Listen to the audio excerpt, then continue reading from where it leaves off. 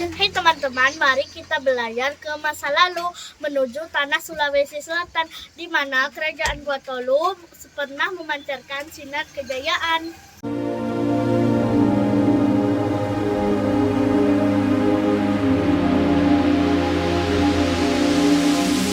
Pernahkah kalian mendengar tentang Gua Talo, kerajaan maritim yang berjaya di perdagangan rempah-rempah, bahkan disegani di seluruh Nusantara?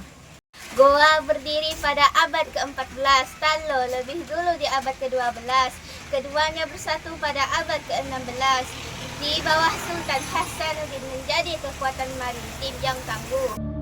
Imalumbasi daeng matawang, karaeng bonto mangape, Sultan Hasanuddin tumenanga ribala pangkana. Demikian nama lengkap Raja Goa ke-16 yang memerintah antara 1653 hingga 1669. Beliau lahir dari salah seorang istri Sultan Malikusaid, Isa B. Lokmo Tukontu, putri Raja Bawahan di Laikang pada 1 Juni 1631. Pada waktu menaiki tahta kerajaan Goa, Sultan Hasanuddin baru berusia kurang lebih 22 tahun. Banyak orang dan penulis sejarah mengatakan bahwa Sultan Hasanuddin bukan anak Patola, artinya bukan putra mahkota yang paling memenuhi syarat untuk menduduki tahta kerajaan Goa. Memang, Sultan Hasanuddin lahir sebelum ayahnya menjadi Raja Goa, dan ibu beliau memang bukan dari golongan anak Karaeng Tikno. Bila Sultan Malikusaid tidak mengamanatkan pengangkatan beliau, maka niscaya Sultan Hasanuddin tidak akan menduduki tahta kerajaan Goa.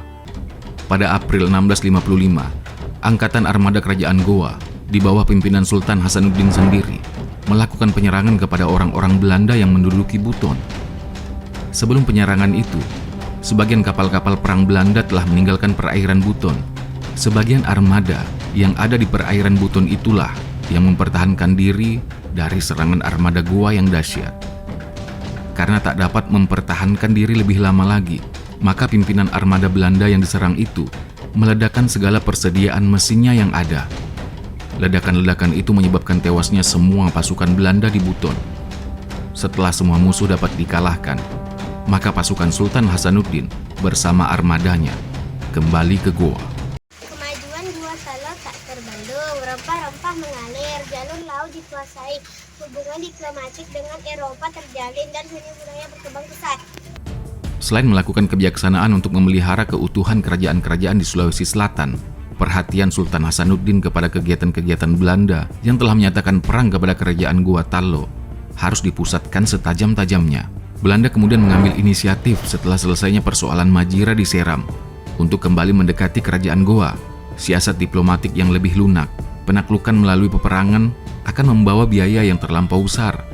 Lagi pula, kekuatan VOC harus dicurahkannya selain untuk keamanan Maluku sebagai pusat rempah-rempah, juga dalam menghadapi kerajaan-kerajaan Nusantara lainnya, seperti Banten yang siap saat dapat saja menggoncangkan kedudukannya di pangkalan-pangkalan dagang di Tanah Jawa.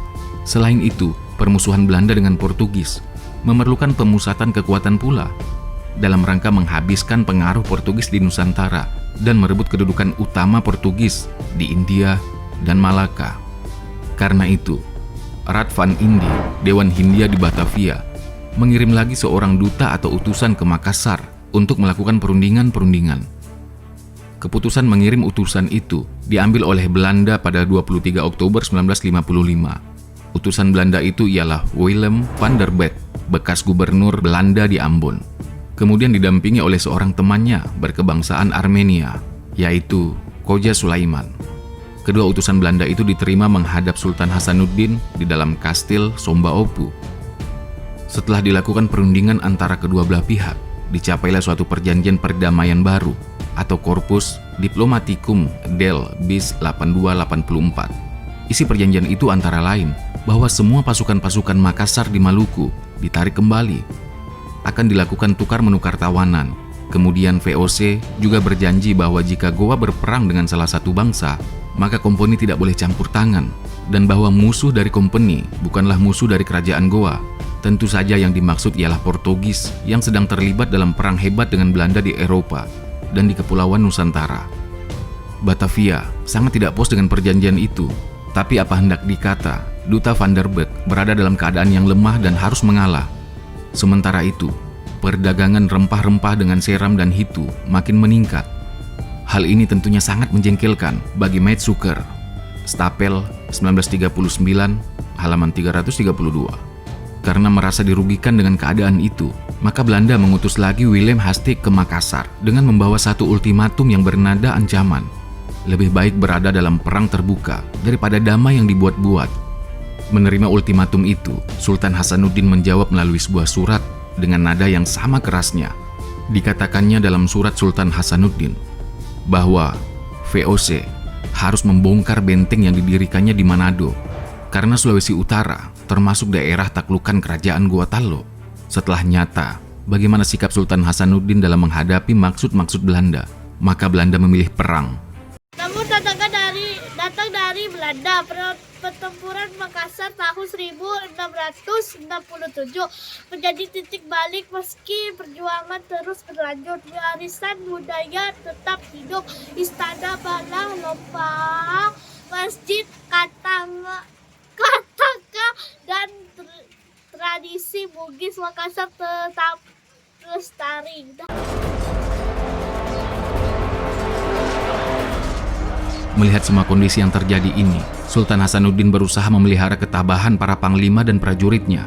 Kepungan-kepungan Belanda semakin lama semakin mengetat, dan persediaan perbekalan perang semakin menyusut. Dalam keadaan demikian gawat, datanglah tawaran Belanda untuk melakukan perundingan perdamaian. Maka, Baginda pun tak menolak untuk melakukan perundingan perdamaian itu. Setelah beberapa kali dilakukan perundingan antara pihak Belanda dan Sultan Hasanuddin, akhirnya, pada hari Jumat, 18 November 1667, tercapailah suatu perjanjian perdamaian di satu tempat dekat Barombong yang dinamakan Bungaya. Perjanjian yang disepakati itu dinamakanlah Cap Payari Bungaya, dan orang Belanda menamakannya Het Bongais Verdrag. Menurut Corpus Diplomaticum del 2 halaman 370-380, Bongais Verdrag yang ditandatangani 18 November 1667 dilakukan dengan sumpah di depan Al-Quran oleh Sultan Hasanuddin dan di depan kitab Injil oleh Spilman.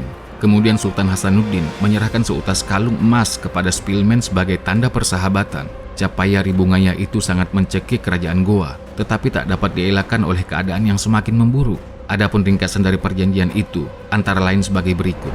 Yang pertama, Makassar akan membayar semua kerugian yang diderita oleh kapal-kapal Belanda yang kandas, dan semua pelaku-pelakunya harus dihukum di depan residen dari VOC.